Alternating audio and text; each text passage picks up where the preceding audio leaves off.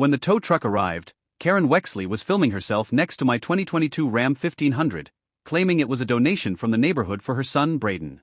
I, Miles Gart, was inside my truck, recording her through the windshield. "I'm literally inside the truck, Karen," I said. Her face went from shock to indignation to rage. She declared, "This is theft. You're stealing from my son." This truck was legally transferred to Braden through proper HOA channels. She then called 911, screaming about grand theft auto. I calmly called the state attorney's office. I'm a diesel mechanic living in Crimson Pines. My meticulously maintained Ram 1500 is my livelihood and pride. Karen Wexley, HOA vice president, self-proclaimed lifestyle coach, and mother to 24-year-old man-child Braden, believed my truck was wasted because I didn't use it constantly. She started making passive-aggressive comments, then sent a fake HOA notice accusing me of abandoning a non-compliant work vehicle and causing emotional distress to residents. She escalated to anonymous complaints about toxic masculinity emissions and plastered dozens of orange violation stickers on my truck. My security cameras then caught her attempting to have my truck towed while I was at work. Karen's delusions grew. She began telling neighbors my truck was legally in transition to Braden as a community goodwill transfer. She created a neighborhood Facebook page promoting transportation equity, and even left an oversized birthday card addressed to Braden under my windshield wiper, with a poorly photoshopped picture of my truck and a message from Love, Mom, and the Crimson Pines community.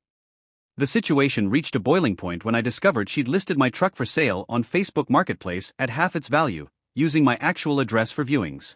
I had to take a day off work to deal with confused, angry potential buyers. I reported the fake listing, filed a police report, and sent Karen a cease and desist letter through a lawyer. Karen's response was to double down. She called an emergency HOA meeting, proposing a rule that would require vehicles over a certain value to be registered in a community share program.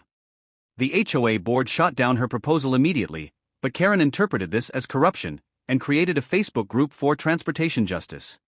She started referring to my truck as the community asset and me as the hostile entity. Then came the morning of the tow truck. I woke to the sound of a diesel engine and saw Karen directing a flatbed tow truck.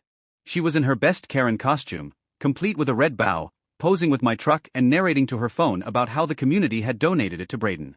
When she heard me inside the truck, she descended into a rage, screaming that I was trespassing in Braden's vehicle, and accusing me of vehicle squatting, asset hoarding, and community resource denial. She called 911, claiming I was possibly armed, definitely unstable, and terrorizing homeowners with his toxic masculinity.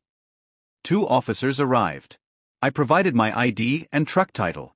Karen, waving a forged bill of sale, insisted the truck was Braden's. Officer Martinez noticed the misspelled name, incorrect VIN, and a signature that clearly wasn't mine.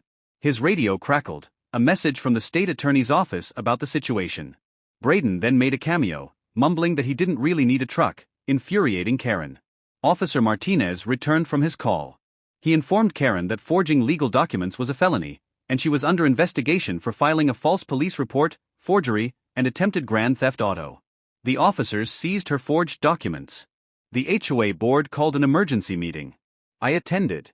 Frank, the board president, announced Karen's suspension and ban from all HOA activities.